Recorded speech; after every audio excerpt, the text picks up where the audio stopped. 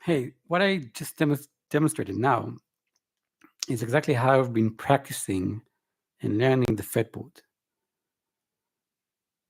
I basically did that. I mean, play the drone. This is something called a drone, like when you play an open string and let it ring, and then improvise around it. I'll explain a little bit more, but let's talk about the common ways of practicing and learning guitar that I think are a bit problematic. So the first way is using backing tracks, which is great. It's fun. You're playing with the whole band and you improvise and having fun. The problem is a few problems. One tiny problem is that every backing track is a specific genre, specific style, and you might be flowing with that, which can help, but translating or taking those principles to other backing tracks could be problematic. Unless it's the same key, the same style, and basically the same backing track. But the main reason is that you actually don't have much time, right? You have, let's say, 4 beats per chord, and you want to think, oh, I'm going to play this, and then chord changes. So you have to think fast. When you practice enough, when you really know what's going on here, you'd be able to do that. You have less time to think. But as you're learning and practicing, you need more time. So backing tracks in a traditional way with drums and chords, progressions and chord progressions and so on, is something I didn't use, and I won't recommend it to beginners, intermediate players. The other common way of learning is patterns. You probably know the pattern of a pentatonic scale that basically covers most of the things you want to play, if it's lead guitar or jamming with others.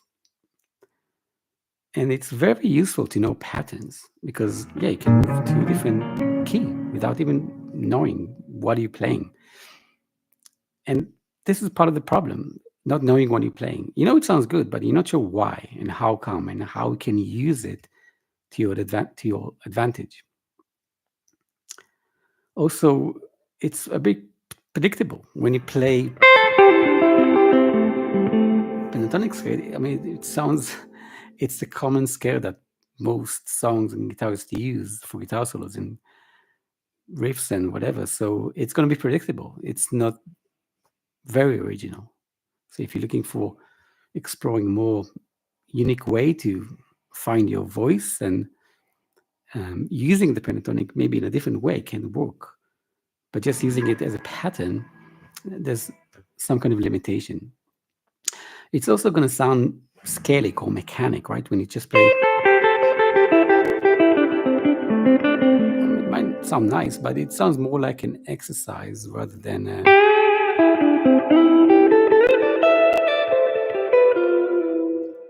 kind of moving around, adding some notes that are not limited to that specific pattern. So these are some of the problems with the common ways of learning and practicing guitar. And that's the solution I adopted when I started learning. And that's how I managed to understand what's happening here, what I'm playing, and why it sounds like it does, and how can I use it. So, like I mentioned, the first thing I did, which something I encourage everyone to do, is use a drone like open string. You've got an A, and that's a representation of, let's say, the chord A minor, and you can play the natural notes, right? Now you can again use a pattern. If you know patterns, that's great. But another way is to visualize all the natural notes, like with a diagram, or you can memorize it even, understanding what the notes are. And then feel free to jump from one place to another. That's what I've done. I knew the patterns. I did practice all the patterns and so on. But again, that sounds scalic. It doesn't sound like music.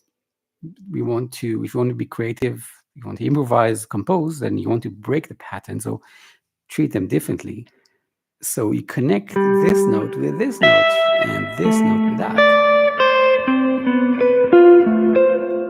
and then get more interesting combinations of notes. That's the fun bit. Also, it's a better way to learn, because again, you're not just playing patterns. You know what you're playing. I know, okay, I'm playing D and then C and then C over here. It sounds different, and then B and then A and so on. So the drone gives you, it's like a backing track, but you create it on your own terms, and it's an easy one. It's just a note that you just hear and play with. And here's another important thing in terms of music theory, and there's something called dyads, or harmonic intervals. So that basically means that you have a relationship between every note you play against that A. It sounds in a specific way. This doesn't sound like that. And if you know the notes and the intervals, you know why. So for example, I'm playing A and then A. It sounds consonant. It sounds good to our ears because it's basically the same note, A, on different octaves. And if I'm going to play the note G, you might hear some kind of a dissonant that you can resolve with going back to the consonant, the A. So when you improvise with the note A, every note you play is against it, so you have lots of series of intervals, one after the other. It's as if you're playing them together.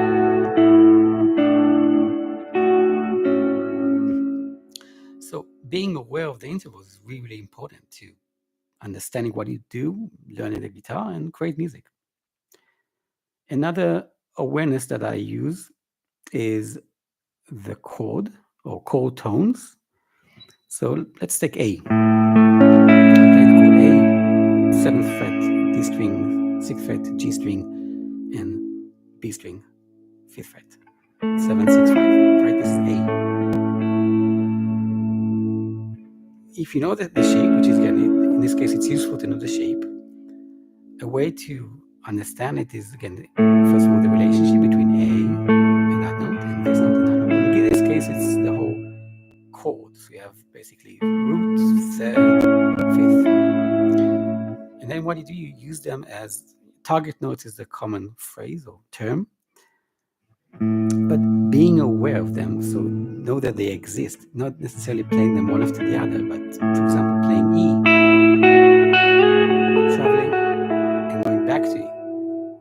Okay, so you kind of go from the chord outside and back, or from C, sharp.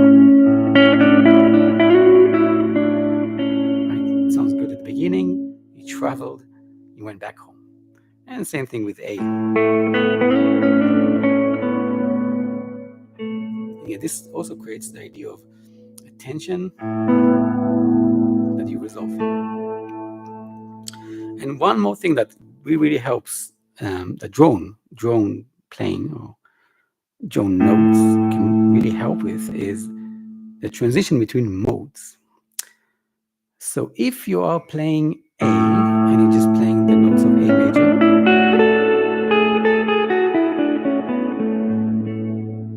it's fine.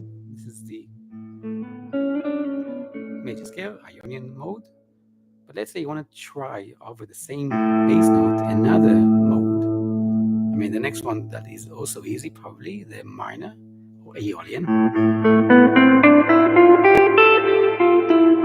Right, only natural notes. But you have 5 more, and these are called parallel modes, and where you can play, for example, the Mixolydian.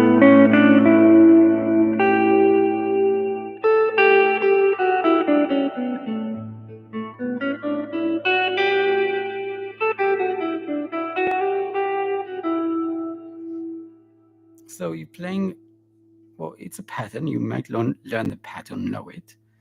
And by the way, it's a major scale or Ionian mode with a flat 7 or minor 7, depending which tone you're using. That's why it sounds kind of weird, and you can only hear it in parallel if you play the A major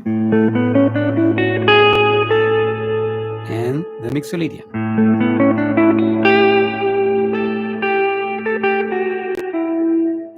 This is where you can hear the quality of it and the mood, the ambience, the emotion, the feel of this new thing. So that's, again, with drones, it's not only me recommending, but many others.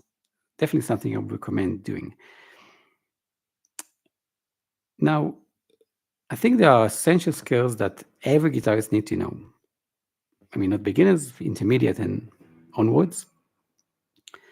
And we mentioned two of them, which are C and A minor, C major or A minor, A aeolian,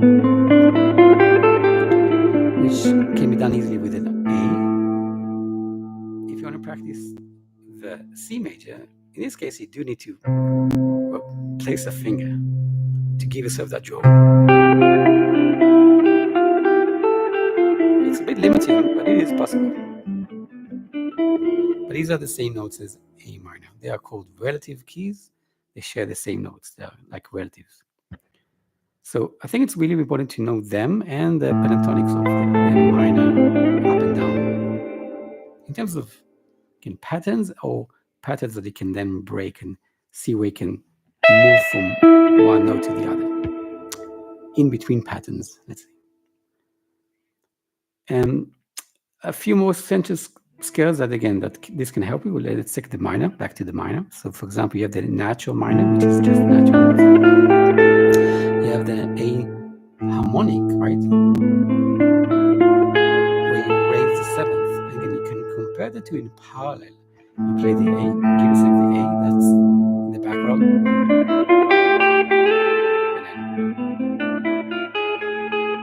you can hear the difference when you compare one to the other. And there's another one, melodic. By the way, theoretically, you're playing 1, 2, flat third, 4, 5. In this case, raised 6. It's a raised 6 from the minor, raised 7. See, this is an example. I'm playing without the jaw.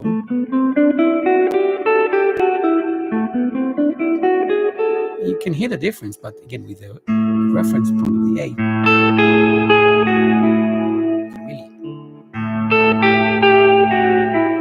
can really hear how those little changes matter.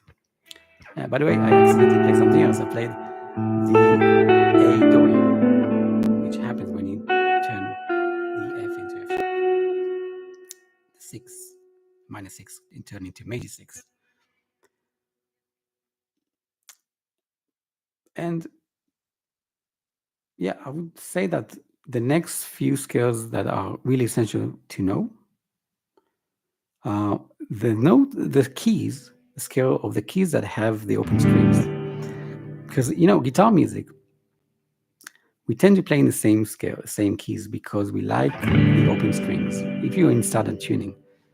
So all the keys that use the open strings, because it's a great advantage, an amazing feature of the guitar, as opposed to other instruments, that it can really, really play with. Like,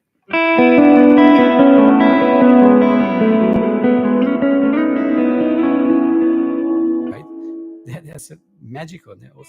They create also that kind of pedal tones or pedal points, which is similar to drones, where you can hear it again. It's magical. This is the beauty of the guitar. Why not using it? So the keys that have the open strings are E, right? E major, E minor, A major, A minor, D major, D minor. I think you get the point, right? So basically, the first keys in the circle fifth, if you know, basically from C major, natural notes, jumping 5, C, D, E, F, G, and G has an F sharp, right? So basically, if you know the natural notes, you change one note and turn it into a sharp. Which again this is the way I've learned. I learned the C major, I learned the natural notes, and then change one note at a time. So F became F sharp. I know all the rest, not depending on the patterns. I know these are the notes I kind of allowed to play. Change one note and in a different key. Okay, irrelevant, but also very, very relevant. So the next one is D major, right, and G, and so on. So yeah, the first few keys and the parallel major and minor of each. So how can we take all this knowledge and concepts and create music? I hear a lot that people want to learn how to improvise over chord progressions. And this is exactly what you can do in terms of, again, being aware of the chord tones. Let's take A. So let's say the chord progression is A and then D. So just by knowing the shape, moving it from the 5th fret to the 10th fret, you have something to start with. So I'm playing the notes around the chord and then moving to D and playing basically the same thing. So this is just the chords without any accompaniment. So again, what you can do is give yourself the A, and then you have a few guitars playing. You have like a bass guitar, you have the rhythm guitar, and then you have the lead guitar. And then you can let go of the rhythm guitar and just have the bass and the lead. And then D.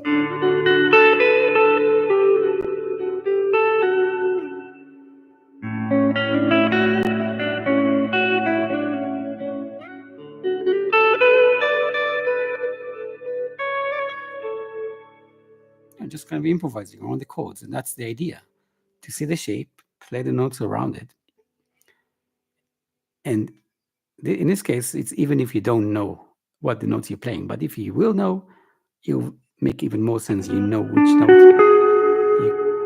that will give you that specific sound, emotion.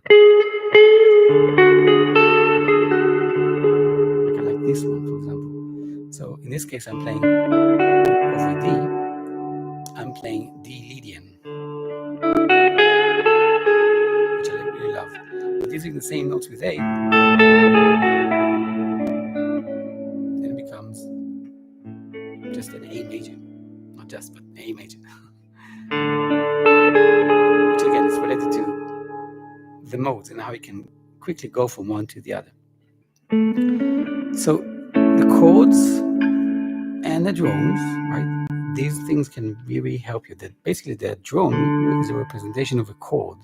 So instead of A and D, you play an open A and open D, which frees your fingers to do whatever you want. Again, it's like a chord.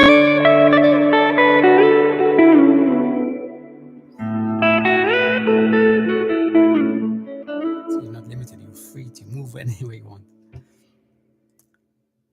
And yeah, so this is my approach. This is what I've been practicing for months or even years at the beginning.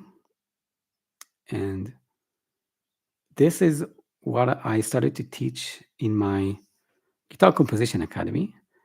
And I'm thinking of opening a new course that will be live sessions, which is like that, but when students can ask questions and stop me and try on their own, because watching videos, no one see what you do and how you do it, and no one is there to correct. So I made sure that every time I teach, I'm not gonna just create a course and then send it for people to complete. Most courses people don't complete on their own. I want to be there. I want to help and guide. So that's why I love doing this kind of live. So if you're watching, you have questions, I can comment. But I love interacting with people, right? We need it. You don't need a course that is someone created and then you just follow it, and you might upload a video, get a feedback, which is great. But sometimes the live interaction is irreplaceable. So I want to teach and show everything I show today and more in a new course. And if you like this approach, if you find it interesting, or if you just want to talk, there's a link. Yeah, there is a link in the chat, and that it goes straight into my messenger, so we can talk about it, see where you are, what you need, and yeah, I can give you all the details. We can schedule a chat, like again, talking live, and see how or if I can help you. So I hope you enjoy this video. And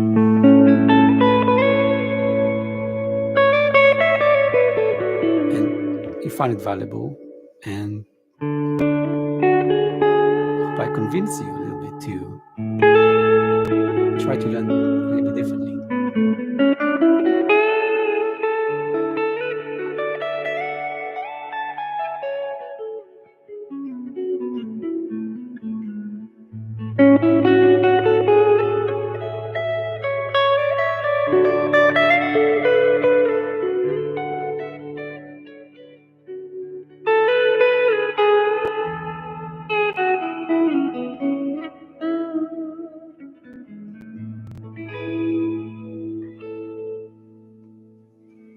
Take care.